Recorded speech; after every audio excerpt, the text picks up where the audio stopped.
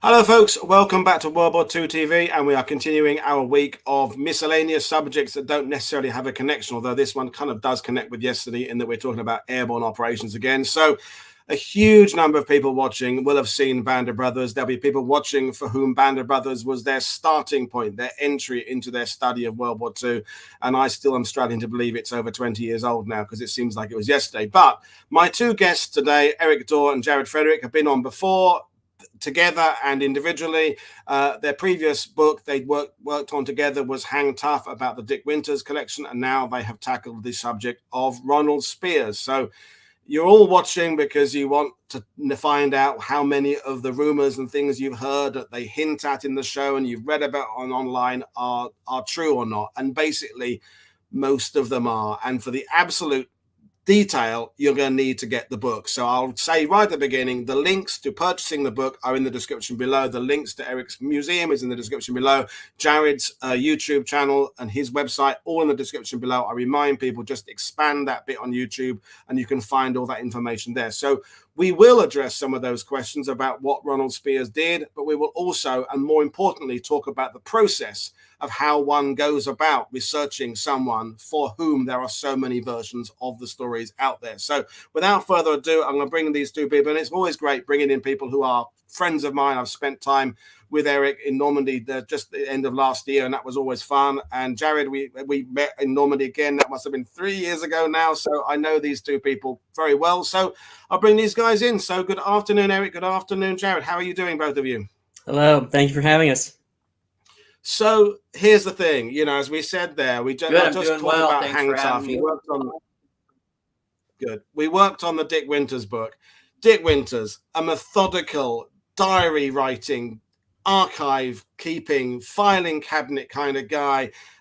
Everything's ordered, everything's written about, everything was notarized, dated, labeled.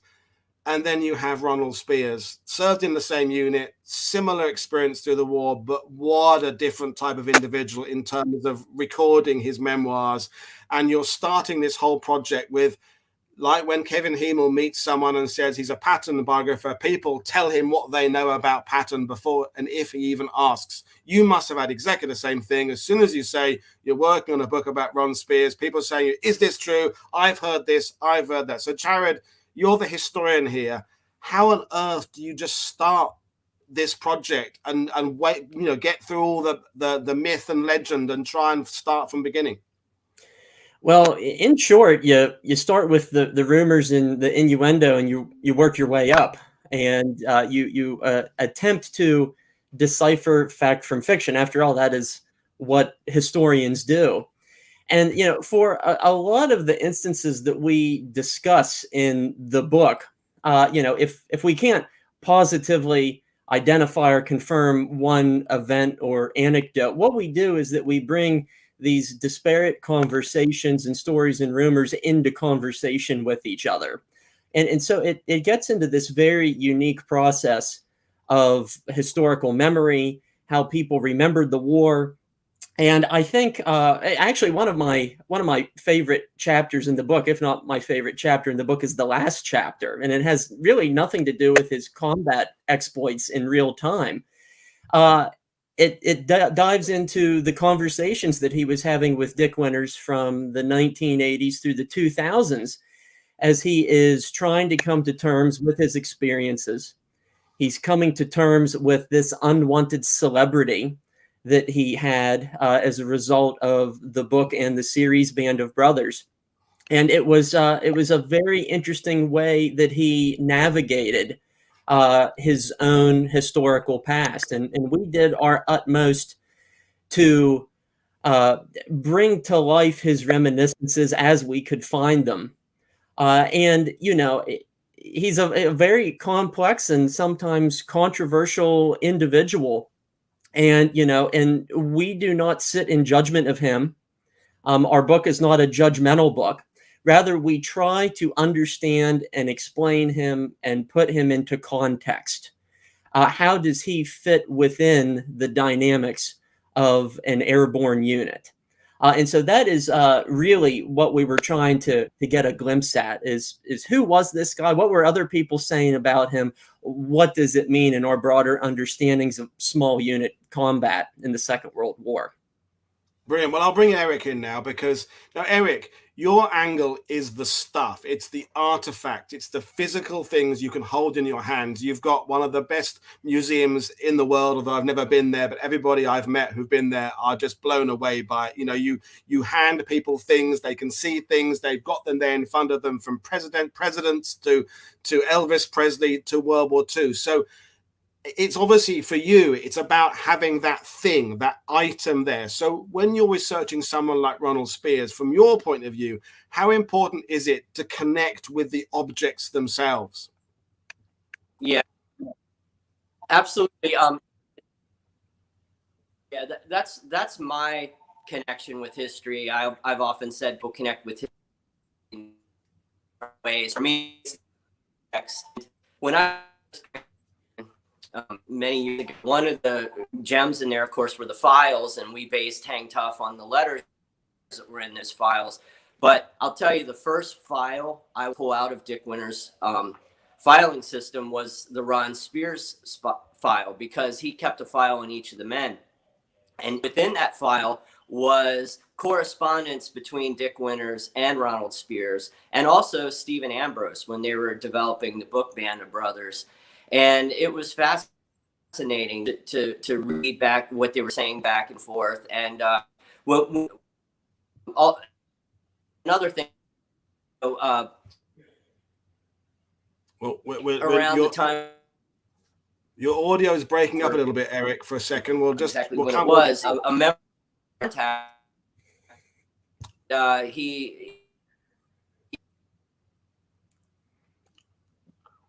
Eric, your audio is breaking up. We were chatting away, folks, for 20 minutes. Can you hear me now? And then suddenly, when we actually go live, the internet goes weird. It's always the way. But we got most of that, Eric. But well, let's bring Jared in for a second. Then we'll try and see if your audio comes back. So the letters there was the big starting point, wasn't it, Jared? Yeah, absolutely. And going back to our initial project with Hang Tough, Dick Winters kept and he recorded all of his correspondence with Ronald Speirs over the subsequent decades. And so, we were kind of learning and living vicariously through Dick Winters and getting to Ronald Speirs' experiences that way. But it's so revealing because, Winters maintained a file on everybody that he kept in touch with who was within Easy Company. And Ronald Speirs was no exception. And, all of these, hints of humanity and friendship and camaraderie come forth in those written conversations. Speirs was known as Sparky by Winters, and that was a nickname that he secretly enjoyed, and was that nickname was given to him by a fellow officer, Durwood Can, who was in 2nd Battalion. And so, you see all these little bits that reveal the true life individuals of all of these characters that we've read about and watched on the screen. And so, those were really important starting points for us. And, as we've said in our book, if it were not for Dick Winters and his thorough record keeping, that book would not have been possible. The miniseries would not have been possible, and we would have been talking about a different topic today. And so that idea of going to the source and finding these hidden written records was really the foundational point for us. And also worth mentioning, we think Eric is going to try and rejoin us and hopefully sort out his connection, is that everybody knows that Dick Winters was an incredible judge of character, incredible standards he held himself to and those around him. And the fact that although their friendship was perhaps not close in the sense of perhaps how Winters was with Nixon, the fact they had mutual respect is a really good starting point, because when you read some of the more odd tales about Speirs, people might come away with a bit of a judgment that, you know, what is this guy doing in the US Army? This isn't how we're trying to win a war, by this kind of way of waging war. But the fact that Winters had respect for him, I think, is a really good starting point, that there's far more to Ronald Speirs than just the sort of nefarious rumors that have been going around for the last nearly 80 years. Yeah, and you know, I would make the argument that there's a private side to Winters and there's a public side to Winters and how he appraises Ronald Speirs. In the private correspondence, their sentiments are very endearing. Time and time again, Winters writes to Speirs that you were easy company. You were a longer company commander than what I was, and the story of the company cannot be told without telling your story as well. In his published assessments, as we see in his memoirs, Winters is a little bit harsher in his conclusions of Speirs. And he says, this man was a killer. There's no other way to put it. But ultimately, in Winters' view, killers were welcomed assets in the airborne. And he says there's really no way to sugarcoat it. Speirs was exactly the sort of man that we needed. And so we have these very curt assessments. And Winters even goes as far as to, you know, claim in his memoirs, if Speirs had done these sorts of things today, he would have been prosecuted. But he says, you know, officers were in short supply. We needed men like them, and Speirs fit the bill. I've always said on my tours that an army needs a sprinkling of Dick Winters, but it equally needs a sprinkling of Ron Speirs, and it just as equally needs all those guys who just follow on and do what they're told to do and follow orders and do their jobs. But you know, you don't necessarily want an army full of Dick Winters or an army full of Ronald Speirs. It's about a blend. It's about a mixture. And when we come to paratroopers, as you said there, their job is to kill enemy soldiers. That is it. And anything that is inhibiting their ability to perform their mission, and this is where all the D-Day rumors circulate, is that these men have missions to accomplish. Their missions are to seize objectives, bridges, crossroads, villages, gun batteries, and there are enemy soldiers there who are preventing you from doing that. And even if those soldiers become prisoners at some point, they still may be inhibiting your ability to get your job done. So decisions have to be made. But let's test Eric's connection now. So how are you getting on now, Eric?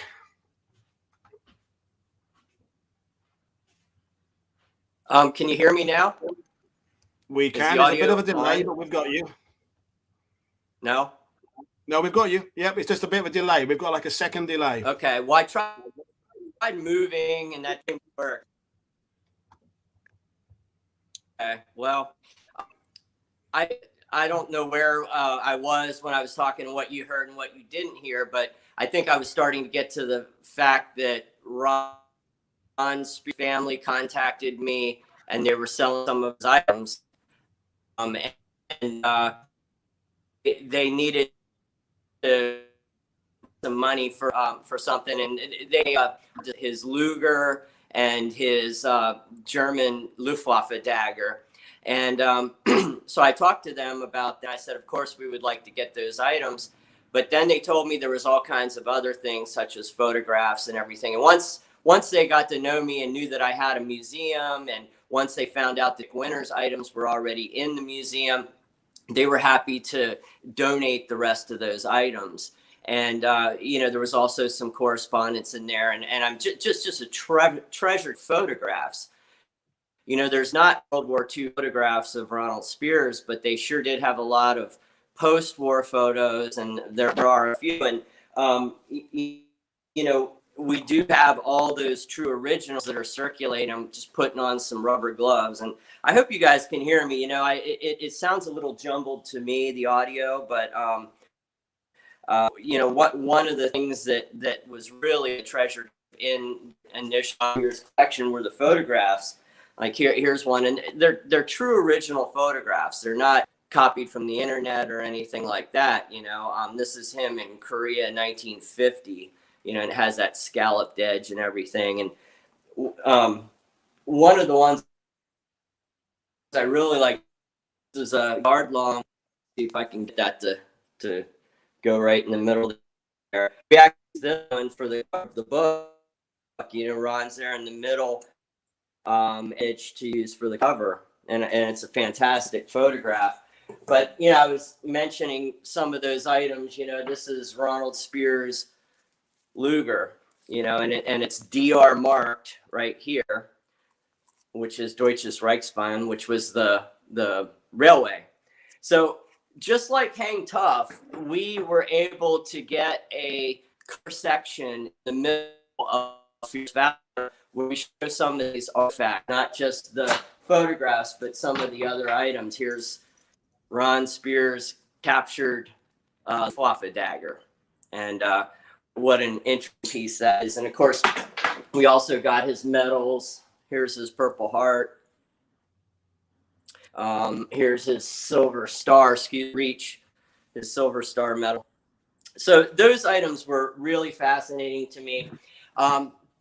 I also have to say that one of the best sources that we had was, the generosity of historian Mark Bando. He opened up his archive, and as many people know, some listeners may not, he started interviewing 101st Airborne troopers in 1969, I believe, and he's interviewed well over 1,000 of them.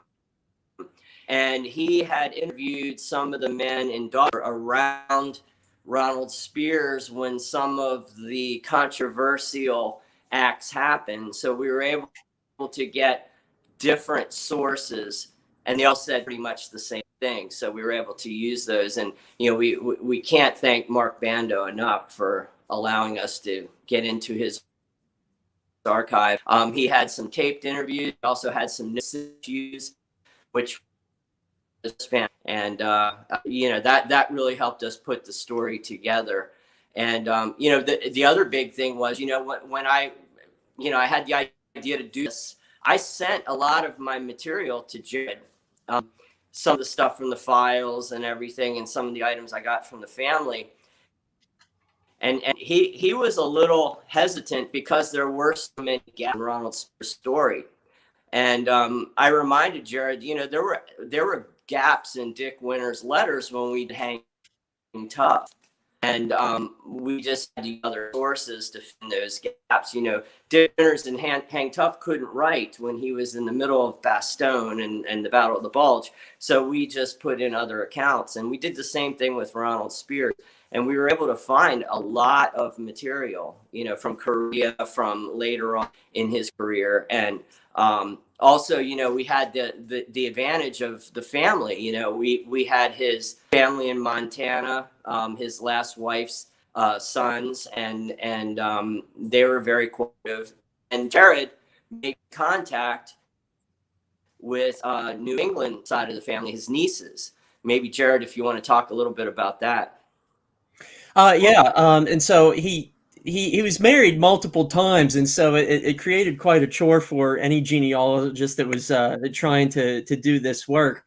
But luckily, I was able to make contact with one of his nieces, a woman by the name of Martha Speirs, and also a nephew, a gentleman by the name of Arthur Thomas. And they were very generous in sharing the genealogical background of the Speirs family, because a lot of people don't know that Speirs was actually born in Scotland. He was not a native to the United States, and like many other American GIs, he was an immigrant. And so the journey actually starts overseas and then works its way to Boston, and that is where Speirs grows up as a young man, and he, eventually joined the military of his adopted country. But so much of the research we had to start from ground zero, and this is really where Things like ancestry.com, newspapers.com come in incredibly handy. We went to after action reports from both Company D and Company E and their various campaigns throughout Europe during the Second World War. We scrounged through every possible book that was written about Easy Company, the 506th Regiment, and the even broader literature of the 101st Airborne Division. And you're able to do a lot of detective work by that, because if you can trace Speirs's outfit at any one given point, you roughly know where he is at. And so in some places where there might be a void in the literature or in the narrative, we are able to bring other voices into the conversation to help fill the gap. People that Speirs knew, people who he interacted with. And so we searched high and low. And the additional challenge amidst all of this was the fact that we were writing this book during the pandemic, and the National Archives was closed. Most government institutions and libraries were closed, where many of these military records are housed. And so we reached out to our broad networks of fellow historians and collectors to help us get access to these primary sources, because other people had researched these outfits. Other people had copies of these after action reports and things of that nature that we required for our text. And so it was a real sort of communal effort. And we really relied on this trustworthy, web of historians, both in America and overseas. And so it was a very unique project to take on when much of the world was shut down. And as Eric mentioned a moment ago, the book really would not have been possible without the assistance of Mark Bando. This guy has an absolute treasure trove, both in his library and in the library up here as well. And his knowledge of the 101st and these individuals is unsurpassed, because he knew so many hundreds of them. And so he too, like members of the Speirs family and their various branches, were exceedingly generous in sharing these stories. And with all these patchwork sources, it's my hope that we were able to craft a solid narrative biography of a top-of-the-line small unit leader. Yeah, and you made a good point there about the archives and the approach to this, because one of the things that sort of annoys me is when people say, oh, there aren't many archives from World War II. I mean, World War II was the most recorded conflict ever. There's a wealth of documents out there. So after action reports, morning reports, situation reports, G2, G3, S2, S3, all that kind of stuff there. But then you get into the issue with someone like Ronald Speirs of just the marriages. And, folks, I have read their manuscript, and it's a really good book. And it does answer all the questions you want answered are answered there. Maybe not to the full level that you want to know, because we'll come up to this in a minute, because there are other families involved. There are other stories, and we'll talk about that process. But when you're into things like the marriages, it goes way beyond military archives, because, as you said there, he had more than one wife. And that you could do a book on his marriages. That alone would be interesting enough, wouldn't it? Forget about the D-Day aspect. The marriage is extraordinary. So, and Bando's accounts from the men there, because that's something I think we should stress to the viewers, is that there had been rumors about Speirs going for years and years. This isn't something the HBO series ignited. This had been going on for a long, long time, and going and digging through all this stuff and finding out what was true and what isn't true. So I want to talk to either of you, but perhaps start with Jared and then bring Eric in if the audio is okay, about the fact that a book about Speirs can't end and start and end with Speirs. There are these other people involved. There are other people who witnessed things, were around at the same locations. How did you approach the writing process? I know I spoke with Eric in October. The story that everyone is kind of always asked about is the sergeant within the company who gets killed. And I know we don't want to reveal all the details. It's in the book there. But how, Jared, as a historian, do you handle that objectively? but also you want to determine the truth, but you also have to do it sensitively. How do you balance all those things? Yeah, so what we did is that we gathered as many accounts of the alleged incident as possible, because it grew like an urban legend even as the war was ongoing. Because when Speirs was fighting in Normandy, he was not yet part of Easy Company. He was part of D Company, and so he was in a whole other company from the likes of Winters and Nixon and whatnot. But we gathered as many accounts as we could. And ultimately, what you have to do as a historian is that you have to look at the accounts of the men who not later became part of his command. You need to look at the accounts of the men who were actually part of his command in June of 1944. And in this regard, the interview, the source that was most valuable to us, was an oral history interview that historian Mark Bando recorded in 1989. And at the time, the man who he interviewed in 1944, he was a 19-year-old tall kid from Ohio whose name was Art DiMarzio. And Art DiMarzio was in Speirs's platoon. And, 45 years later, he delivered this very unvarnished account of what he saw and what he did at Speirs's side. And so, when you go straight to the horse's mouth, when you go to somebody who is documented as having been one of the dozen or so people in Speirs's platoon, still alive at that time, it begs the question, why would he make these things up? This was in 1989. This is before the book Band of Brothers came out. This is, well over a decade before the miniseries comes out as well. And so, this is a man who had absolutely nothing to gain by fabricating this story. And he just ultimately opened up and told the story that he saw, that he witnessed. And I think undoubtedly he was expressing this desire just to get a lot of it off of his chest.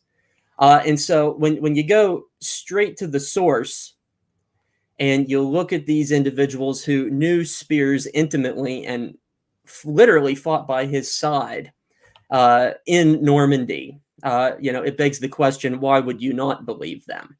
And so that is some of the methodology that we would go into. But it went into other realms as well, because the stories of Speirs shooting an insubordinate sergeant, and I won't give away too many of the details, but our conclusion is that Speirs did not have this bloodlust. He did not kill people for the pure joy of killing people. It was an act of self-defense. This sergeant had grown insubordinate. He had been, pounding, hard on the liquor, and he had become, recalcitrant, as a result. And so, in short, that is what happens. Not to give away too many of the details. And so, these stories that the likes of Joe Dominguez and Don Malarkey later hear, they are so far off from eyewitness accounts of people who were actually there. The story that Don Malarkey hears is that Speirs orders this sergeant to make, an assault across an open pasture. And the story was that the sergeant refused to do so, and Speirs shot him as a result. That is not the story that Art DiMarzio recounts. And so, we bring all these conversations together, and I think it really makes for this really rich conversation in kind of the tunnel vision that soldiers have when they are on the field of battle. You can only absorb so much of what is happening around you. And as we were stitching all of these pieces together, in part, it made me wonder how anybody made sense of anything that they went through. But ultimately, we offer this tapestry of firsthand accounts, And to a large extent, readers can themselves decide who they want to believe based on the evidence that we present. And you made a really good point about the fact that early on about him being a platoon commander, and then later on he was of Easy Company's command. And we can talk, the book talks about his service in Korea, and he goes up progressively up the ladder with more and more responsibility. Is that if you take a story like the alleged killing of the sergeant, that's including two people in that story. There's Speirs and there's a sergeant. But actually, as your book demonstrates, there's an entire platoon of people around those people there who are in a situation where it's dangerous. And Speirs' responsibilities are to the mission, to all the men in his command, his own personal safety, and this sergeant. And thinking it's not a story of Speirs and the sergeant, it's a story of Speirs in command of other people in a situation that's dangerous. Again, we're not going to give all the details away, but your account of it makes sense. You read it and you go, okay, and you can't help, I did, put myself in the situation saying, well, what would I do? What would I do in that situation? And this is the tragic thing about war, is that it is putting people into situations that are horrible, unnatural, and people are making decisions that in a split second that people can then look back on with years to come and say, was that the best decision? Was that the appropriate thing to do? Is there an alternative course of action that could have been followed that might have had a different ending? And you can guess it and play it again over and over time. But of course, these incidents happen once, and there's one course of action. And it's an interesting examination of just how myth and rumor in the army, in the military, can be all powerful, and everybody's heard a version of a story and the actual truth is somewhat different. Well, we think we have Eric back now. So Eric, I know, well, let's test. We can hear you first. Testing. Can you hear me, Eric Dorr? Yes, can you hear? Is there still a delay? We've got a delay, but it's okay. So me? Eric, yeah, we've got you. So Eric, you and I sat in October when you were over in Normandy. We're talking about the sergeant. We're talking about this was something that you really struggled with morally. So run us through the process of how you have a museum, you're also doing a book, but there's a life. A life was lost in World War II that you are now bringing it into the ether, and how you went through that process.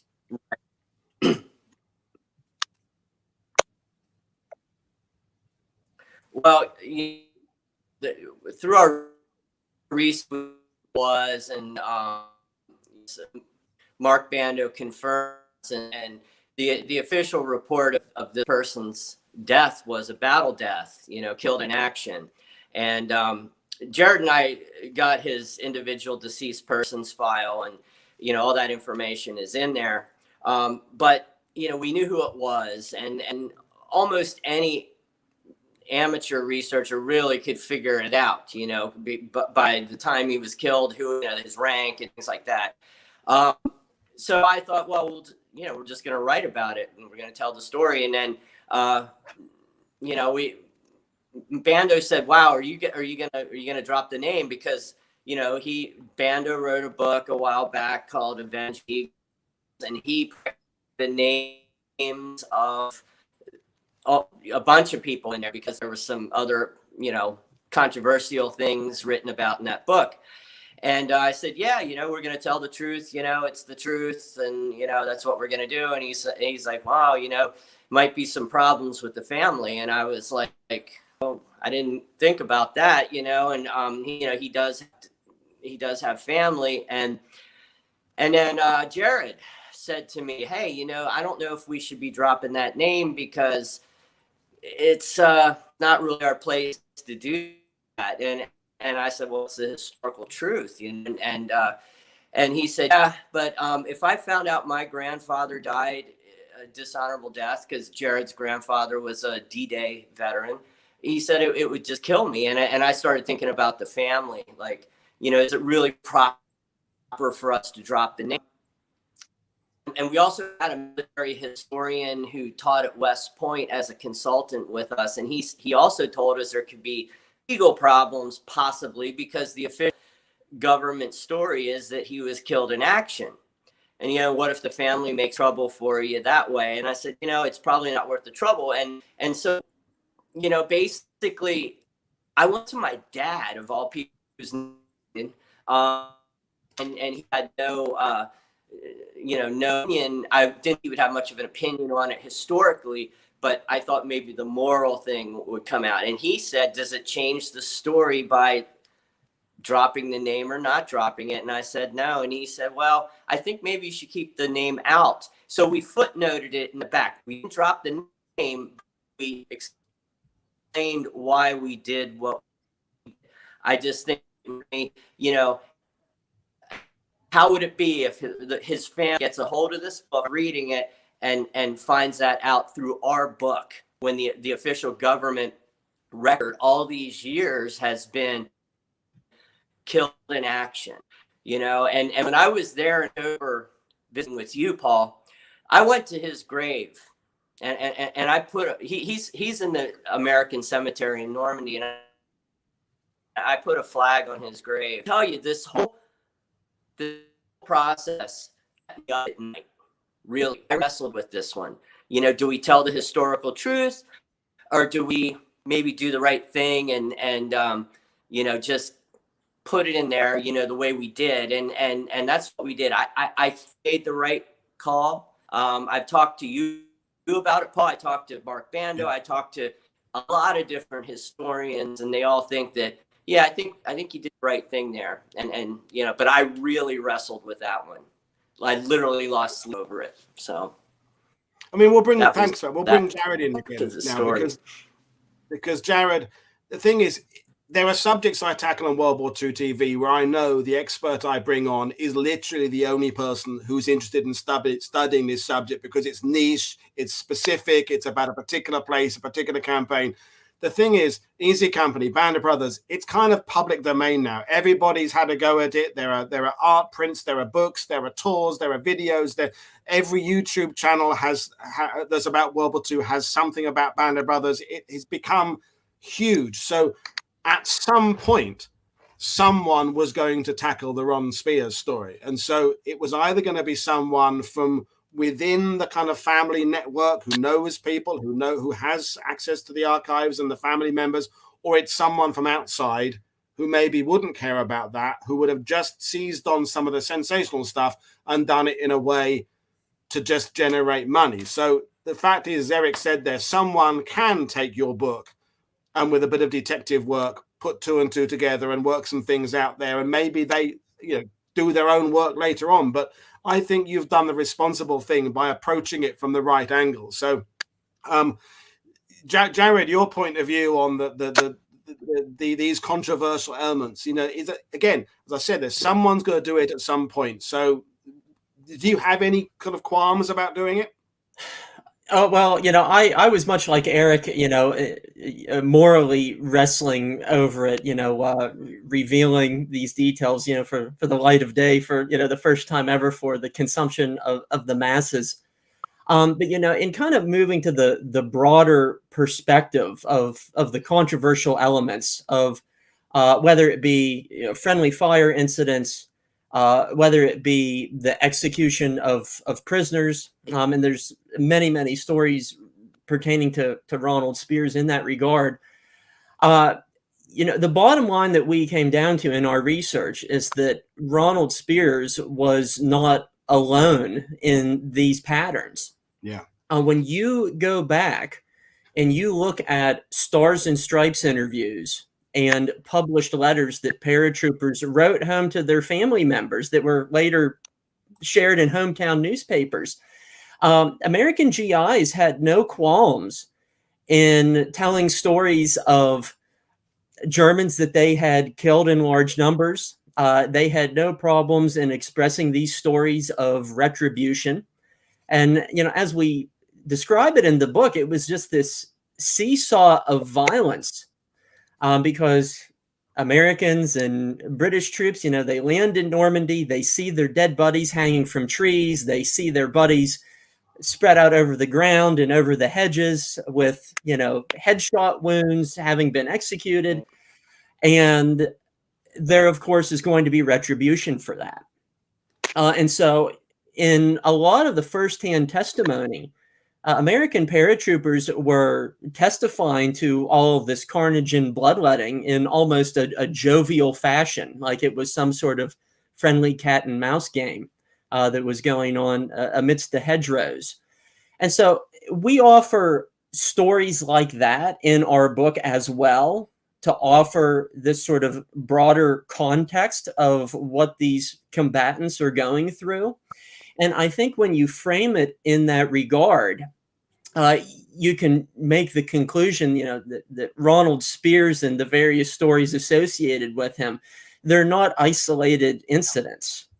That scores and scores of people were doing this, and there was nobody going around saying you can't do that. There was not a referee claiming that that's against the articles of war and whatnot. And so, and Art DiMarzio, one of Speirs's platoon members who witnessed many of these things, he said that it was a free-for-all, that it was a massive bloodletting, and it was young people killing young people, and that is all there was to it. Yeah. And so I think it's an important bit of overview for us to think about if people dare judge somebody like Ronald Speirs. In many ways, Jared, it's your book will go into the same kind of category, as well as being a good paratrooper biopic, which it goes along there with the shelves we've all got of other similar books.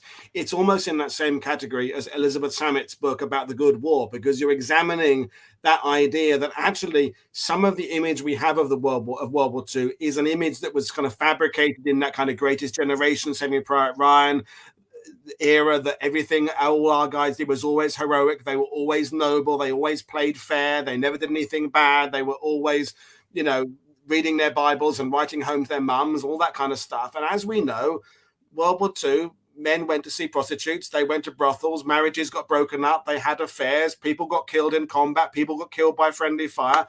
World War II was not the neat Hollywood idea it was. And your book challenges the reader to realize that as much as we would like to think, not everybody who died in the service of their country did so heroically running over the hill and knocking out the enemy machine guns. Some people died in accidents, cruel twists of fate, dangerous situations, moments of inner tragedy, things happening, conflicts of between individuals in the battlefield. And it's a harsh reality to accept that is what the men faced. Absolutely. And, and this is one reason why Speirs only ever went to one reunion for the 101st Airborne in his entire life. He went to one reunion. That was in 1947. And he generally did not see anybody from D Company or E Company again until June of 2001 on the eve of the miniseries debut. And there's a number of reasons as to why this happens. For people like Dick Winters, World War II was the seminal moment of their lives. There was nothing that Winters was going to do after he, stowed away his paratrooper jump boots that was going to surpass the significance in his lifetime. That's in essence what he thought. But, Speirs went on to fight more wars. He did 2 more combat jumps in Korea. He led more men into battle. He saw more men die. And by the time he formally retires from the United States Army in 1964, all of these events had kind of bled together in his mind. He did not think that his service was necessarily anything special. And it would seem that he was more than willing to put the war behind him, hence the relative silence and the rather kind of taciturn nature of Speirs throughout the remainder of his life. And only by Winters begging and pleading him for year after year after year, in addition to the insistence of his wife, did Speirs finally reemerge to rejoin his band of brothers, so to speak, in 2001. And so, But this is where Speirs kind of falls within the broader historiographical trend of World War II veterans, because I wish I had $1 for every time I've heard the child or the grandchild of a World War II veteran say, "Oh, he didn't talk about it." Mm. Well, for Speirs, that was very, very much the case. And there are a few exceptions as to when he did talk about it. A number of years after the war, he wrote an in-depth personal assessment when he was up for promotion about his platoon's actions at the Battle for Carentan in June of 1944. And later on, he writes about an 8-page letter to Stephen Ambrose, which Dick Winters had copies of, which is also a fairly thorough account of his experiences. But in my mind, some of the best material is the years-long correspondence that he and Winters shared back and forth with each other. But generally, he did not give interviews. He did not seek the post-war camaraderie of his fellow veterans. And it was just so fascinating to do the detective work about him. I have a lot of admiration for him. But, I always say this in the classroom, our greatest heroes have flaws. And we need to look at flaws as well as strengths, because after all, we are all human. Mm. And certainly Ronald Speirs was definitely human, and he was not immune to personal pitfalls as well. And so we never intended for this book to be hagiography or anything like that. Like, look how awesome this guy was in all aspects of his life.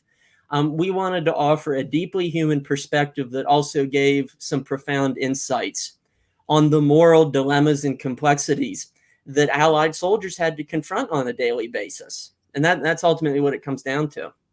Yeah, and you said it yourself there. He sees some of the sadder aspects of World War II. We'll bring Eric in as with the Spandau prison chapter. Seeing people incarcerated. Everyone else has gone home, but there's these now pitiful figures who were representing the Nazi regime now locked up, and then later on, Korea was a difficult war. He's involved, and people have been asking you what you found out about his service in Laos, Cambodia. I don't even know exactly where. I can't remember where he went, but that's a dark chapter of things.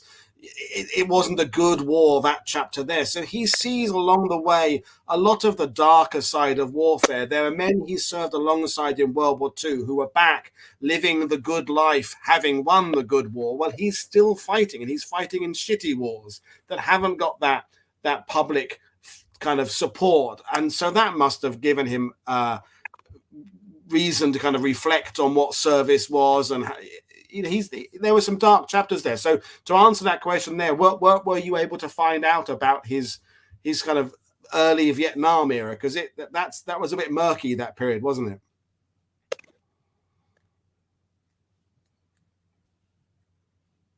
Does Jared throw it? No, that was very murky. And we had a photo from that period, but not a whole lot to go on. We were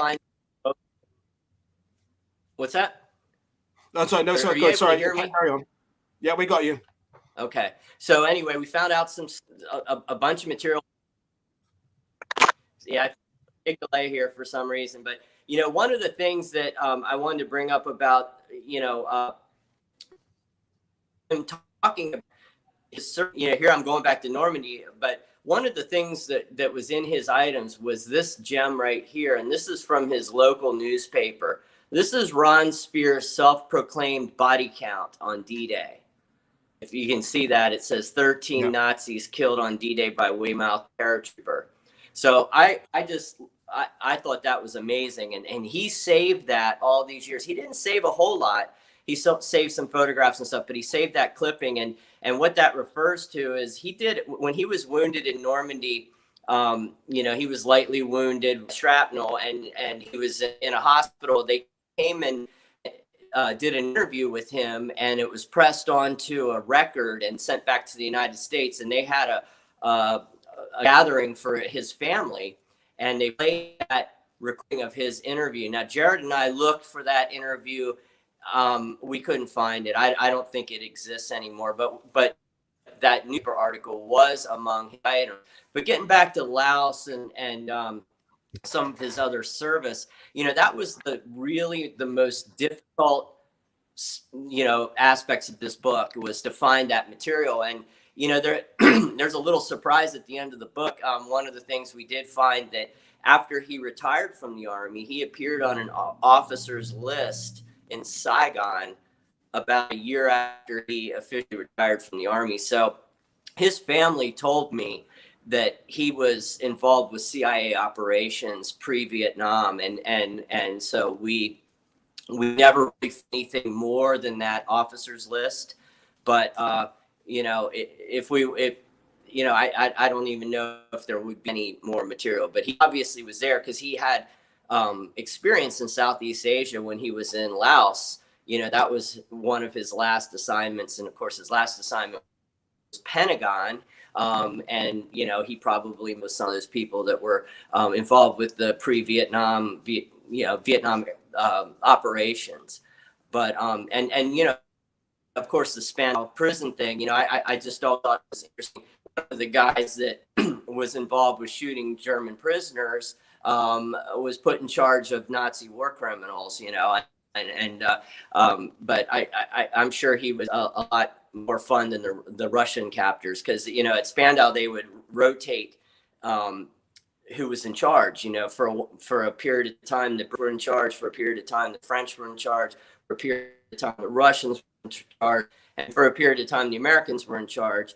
And one of the stories, now we said we weren't going to reveal too much of the book because we want people to buy it, but according to the family, one of the famous Nazi war criminals taught Ronald Speirs how to play chess when he was at Spandau. And Paul, I promised I was going to bring out a really unusual artifact that has to do with Spandau prison. It doesn't really have to do anything with Ron Speirs, except it ties a little bit into this story. I'm just getting out of the bubble wrap right now.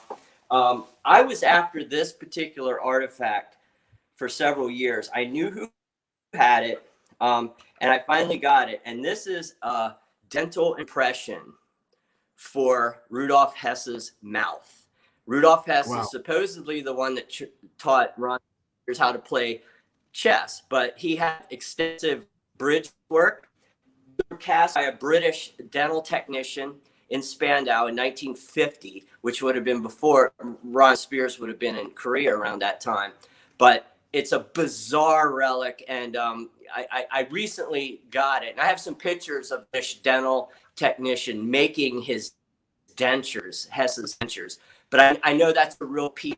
Barnum kind of artifact. But I thought I would bring them out here. We don't have them on display yet. I don't know if I'm even going to put them on display, but I just thought that was fascinating. And I was pretty excited to get those. So Rudolf Hess's dental impression. How's that? I was going to say that it surprises me, but I was in a restaurant with you whenever it was, Eric, when you were bidding on whatever it was, Goering's undershirt or Hitler's underpants, whatever it was. So nothing that you would uncover in World War II would surprise me now. So I'm immune to what amazing treasures and weird treasures your museum has on display. I mean, you can go into most museum and there's rifles, there's uniforms, there's hats, there's photos.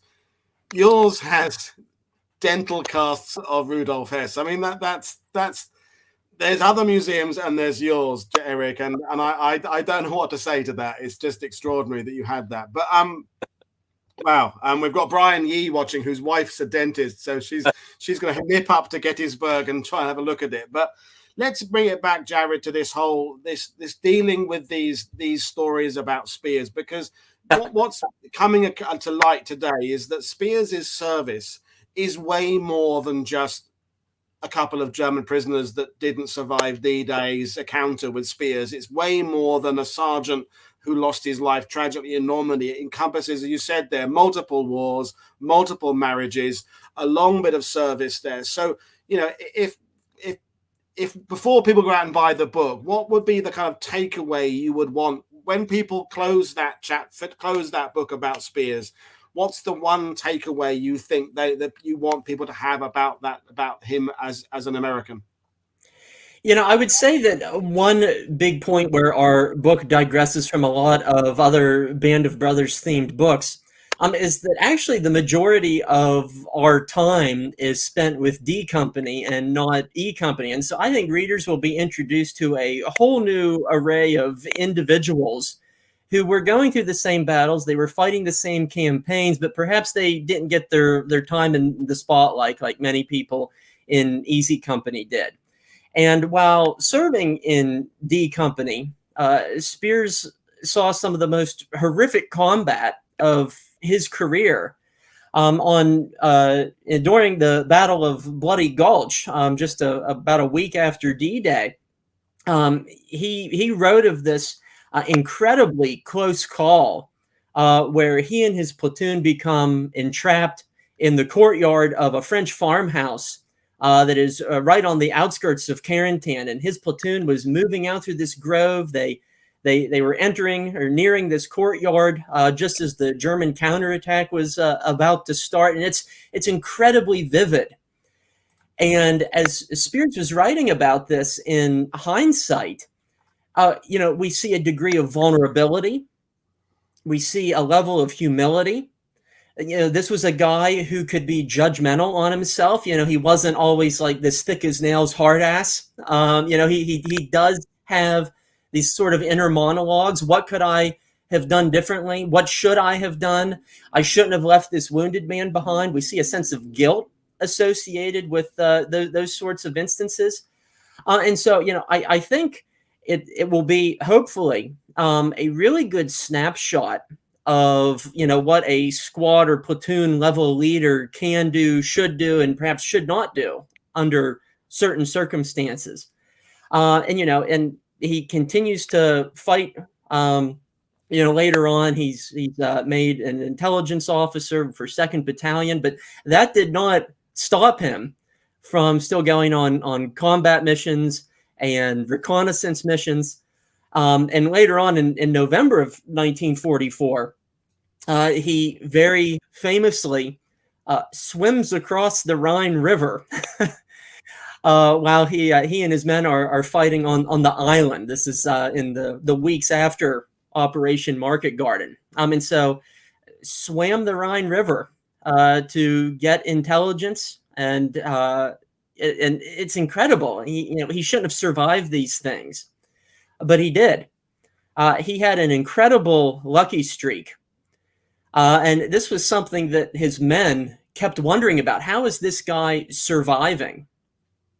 Because, while he and his men are helping to take the final 4th gun at Brecourt Manor, the Germans throw a grenade right at his feet. And you kind of get a hint of this in the miniseries.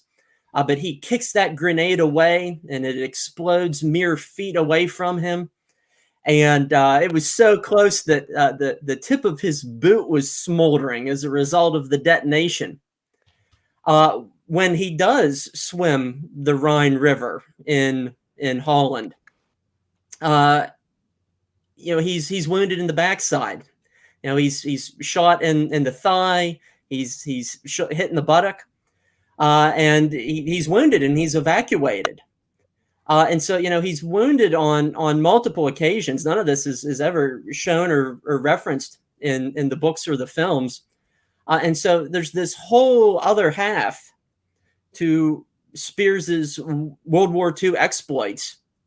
And a lot of them are undergone when he's in D Company. And so it's our hope that we can shed some light on these lesser known episodes of a well-known American officer. Yeah, it's funny when you were talking about the courtyard there, and I wish I had this photo before you did your book. But this is the courtyard that the action that is the Bloody Gulch courtyard where Speirs. I don't expect you to have seen that photo before. No, I have not. That's awesome though. And there's a modern one. Yeah, it does still stand today. I was able to find it on Google Earth as we were doing research, but that's great to see a period photograph of it from the time. It's just funny how these things turn up when you don't want them. But I was helping a war gamer who's modeling a Bloody Gulch scenario for a war game, and he asked me and I asked someone else, and then that photo turned up. So there is a photo of Speirs' courtyard near Bloody Gulch from June the 13th, but it's the next edition of the Yes, book. yeah, we the can do that. paperback But- edition. Yes. So, I think we'll do some questions now if anyone wants to ask any questions. But, obviously the real meat of the answers is going to be found in the book. That's basically every question people have about Speirs will be answered by the book. But the question from David there about the transferring from D company to E company. There wasn't any kind of punishment. So, one of the things that I was really surprised about, because I worked with the family, we did get a few really interesting bits of information from the family. Like one of the ones that really surprised me was that the stepson Mike and Marv watched the episode of Band of Brothers where he runs through Foy, and they watched that episode with him, and he said, wow, did I really do that? And in some of the Dick Winters letters, he writes about and remember being shot at by an 88, so that really did happen. But that was, little tidbits like that was very interesting. We put some of that stuff in the book. The takeaway I had after, talking to the family, and then Jared talked to the other side of the family, was how loved he was by his family. We have this image of him as being a cold killer, a warrior, a real combat guy. But, he also had a real heart, and he loved his family. I mean, he was, I believe that was because of being deployed all over the world. That has an effect on marriages. But, his last marriage lasted the longest, and that was truly his best relationship, I would assume. But but the stepsons, his great grandson who we talked to, gave us these wonderful stories about his big heart and how much he loved his children and his grandchildren. And, that's the Ron Speirs that I remember now, not just, shooting Germans in World War II, and Korea, and shooting, combat stuff. He was a real interesting guy, and I'll give away another little thing. When he retired from the Army, I thought this was so fascinating, and we have photos of this in the book. He went panning for gold in Mexico, and I mean, you hear the stories. There's about the most interesting man in the world. I mean, Ronald Speirs was certainly the most interesting man in the world, and he was one of the most beloved men by his family. I mean, his story's so incredible that if it wasn't true, it would be unbelievable. I'm really happy that we were able to put this book together and tell these sides of Ronald Speirs, not just what you saw in the HBO series. No, that's a great comment there, and Jared will bring you in again now, because this is the thing that when I read the manuscript, it paints a much bigger, broader, wider story of Speirs. It does answer the questions that I wanted to know, although I knew a little bit about it already, because like you, we've been part of the network for a long time. We've all heard the stories, but you went through it methodically and answered those questions. But you realize that there's a guy who said he was a family man, and the grandfather and a great grandfather, and it makes you, the reader, empathetic for what these people had to go through, and that they had to be in situations where it is life and death, and decisions that they made and they took were things that may or may not have stayed with them for the rest of their lives. The biggest dilemma I have right now doing this is whether or not I cut away from Eric, because his audio is not very good for a few seconds. No one's dying. No one. If this stream, I didn't understand that word Eric said. No one's losing their life over what I'm saying today. It's just one of those things.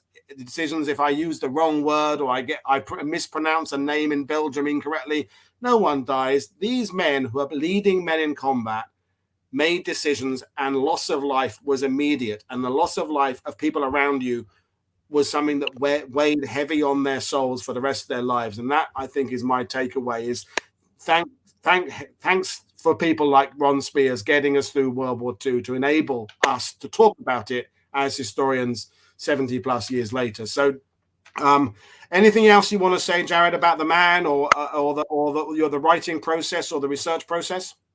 Yeah, and I'll just echo your thoughts, and because Dick Winters ultimately came to the same conclusion. He says we needed men like Ronald Speirs to help us win the Second World War. Some of his activities could be questionable, but he said ultimately he was a capable platoon commander. He was a capable company commander, and he says when you're in a tough fix, there's nothing that is more valuable than that. But on the flip side, on the other side of the coin, I think readers will be surprised by the more, as Eric alluded to, the more endearing portrait of Speirs in some circumstances. Not only that he had with his family, but also with the men under his command. One of the really great gems from Eric's collection that we feature in the book is a letter that Speirs wrote to paratrooper Forrest Guth right after the war ended.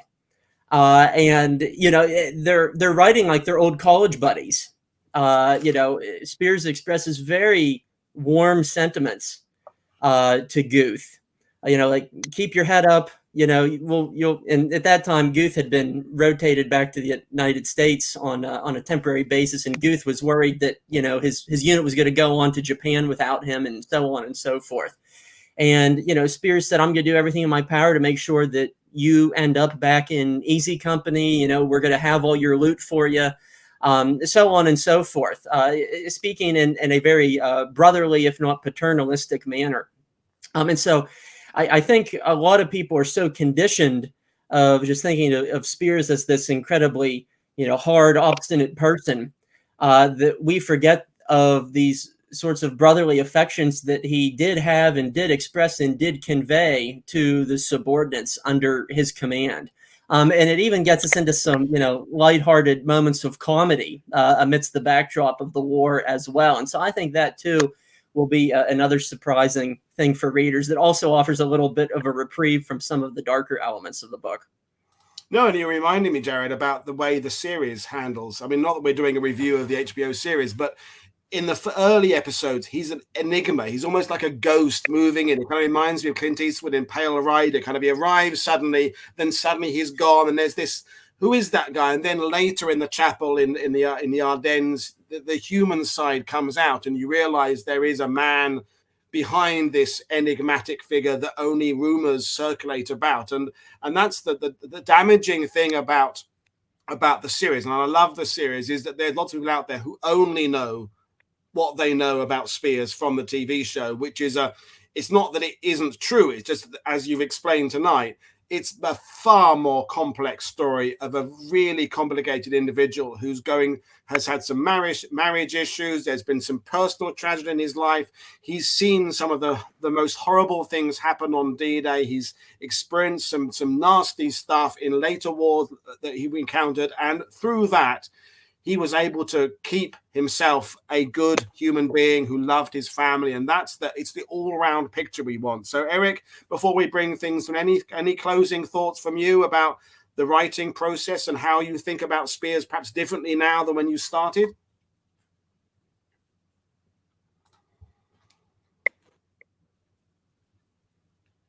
Well, just what I said before, that, there was some surprises, and, it was really great to converse with the family. And, I wanted to show you that letter that Jared was talking about, the Guth letter. It's right here. And we have that in the book, and it's really a great letter. Now, that came from Guth. It didn't come from Speirs, because Speirs writing to Guth.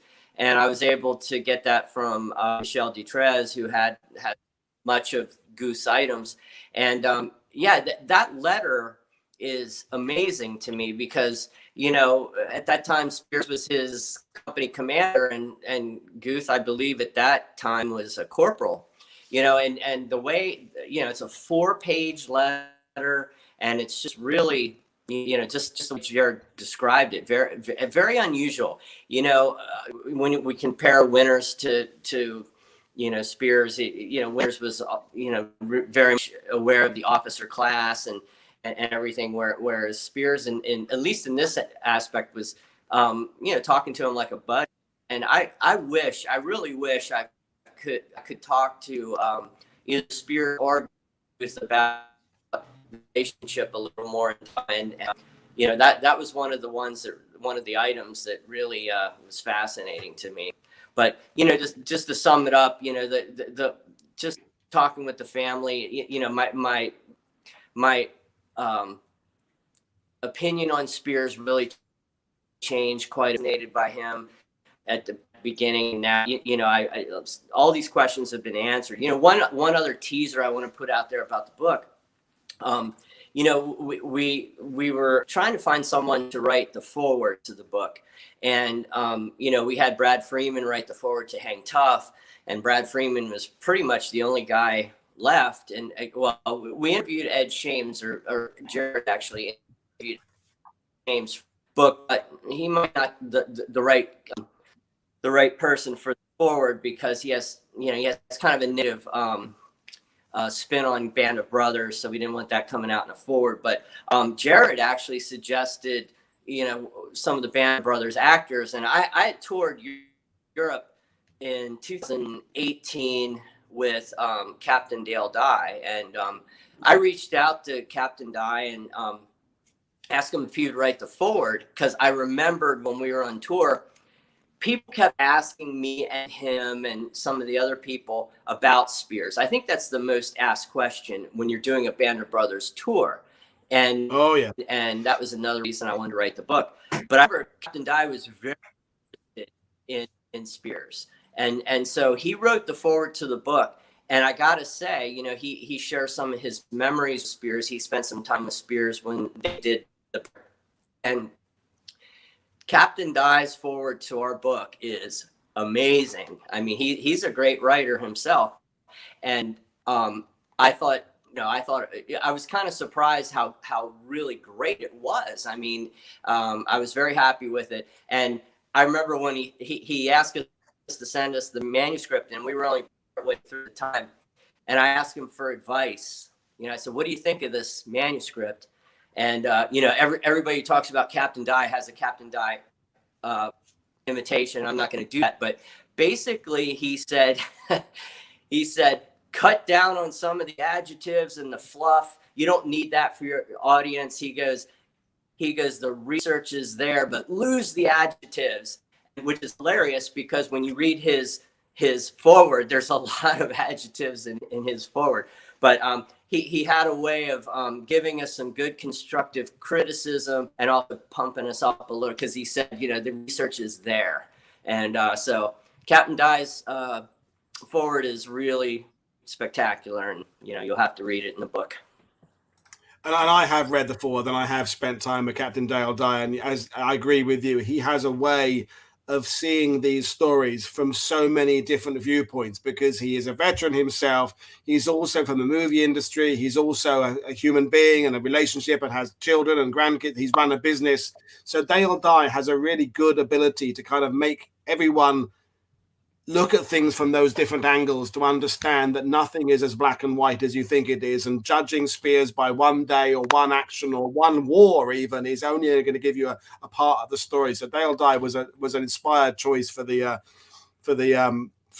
forward there. And one day I will do my story about sitting with Dale Dye in Bastogne when he was telling stories, and then walked off wearing his Homer Simpson slippers that kind of took away the edge of this. He'd just given us this amazing story that we all just, our jaws were open. And he said, all right, I'm off. I'm going to do a bad day or die. I'm off to bed. Then off he went. He turned and did a kind of about turn and marched off with his Homer Simpson slippers on. It was like, yeah, you've lost it now. You had us, and then the Simpson slippers just kind of made it weird. But yeah, what a great discussion it's been, folks. And Yeah, as I will echo what we said at the beginning, you've got to go out there and get the book, and it will answer all the questions that you want to have answered, but it will also raise these other questions about the complexity of being in a war, the complexity of having to make decisions.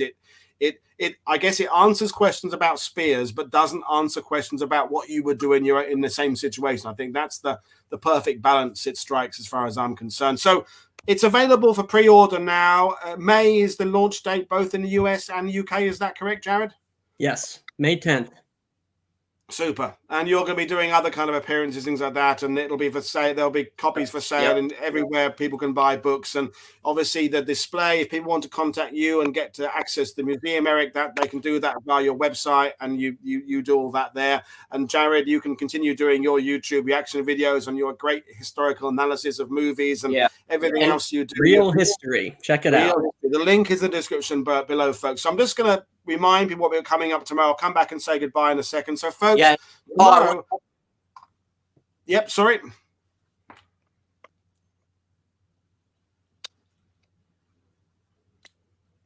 Oh, I was going to say, we're also doing a special edition, which has a book plate. Brad Freeman, he was paid to do this.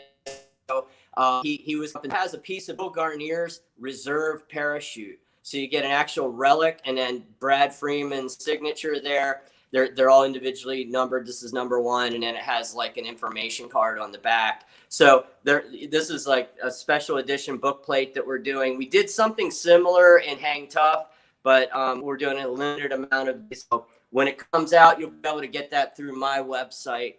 And special edition, signed by Brad Freeman, a relic from Bill Garnier. Brilliant. You can't get better than that. I'll come back and say goodbye in a second, folks. So tomorrow we have another show coming your way that I scheduled fairly recently, and it is going to be an amazing one, because tomorrow, folks, is the 80th anniversary of the first official transport of Jewish prisoners to Auschwitz. So apologies in advance for a slightly darker subject there, but Heather Dune McAdam is joining me tomorrow. She wrote the book, the 900 if you bought the UK edition, or the 999 if you bought the US edition, about that first transport of all female prisoners from Poland to Auschwitz. And it's a tragic story, but also about the process of writing it. And also we will be talking with her about why it's important to acknowledge the 80th anniversary, and indeed the anniversaries generally, of something as horrific as the first people who were sent, first Jewish prisoners sent to Auschwitz. So that'll be a rather harrowing show, but that'll be tomorrow night, same time, 7 p.m. UK time. Then there's more shows coming up later in the week. We're talking about Task Force Baum on Saturday with Don Fox, and we've got more stuff coming up. And then I'm taking my break for a week. So if you are new to the channel because you've been drawn in by the Ronald Speirs story, and I understand why you've done that, please don't forget to like what you're watching. Please subscribe. Consider becoming a patron. Consider becoming a YouTube member. And again, I remind you, all the links you need to the Gettysburg Museum of History, to Eric's website, to Jared's website, to my websites, my books, their books, it's all in the description below. So have fun looking at all those links after the show is done. But right now, I'm going to say thank you to Jared. Thank you to Eric. It's always good talking to my friends here. And we got through a few technical hitches with the audio, but we're all done now. So there we go. Thanks very much, Jared. Thanks very much, Eric. This is Paul Woodadge for World War II TV saying I will see you all again next time. Cheers, everybody. Bye.